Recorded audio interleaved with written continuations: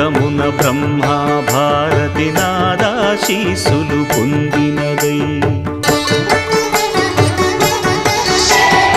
శివలోకమున చిద్విలాసమున ఢమరుధ్వనిలో గమకితమై దివ్య సభలలో నవ్యలాస్యముల భూవంతుల చేవంతిగయగసి నీరద మండల నారద తుంగుర మహతీ గానపు మహిమలు తెలిసి సితహిమ కందర యతిరాట్ సభలో తపఃఫలముగ తడుకుమని తల్లితనముకై తల్లడిల్లు ఆల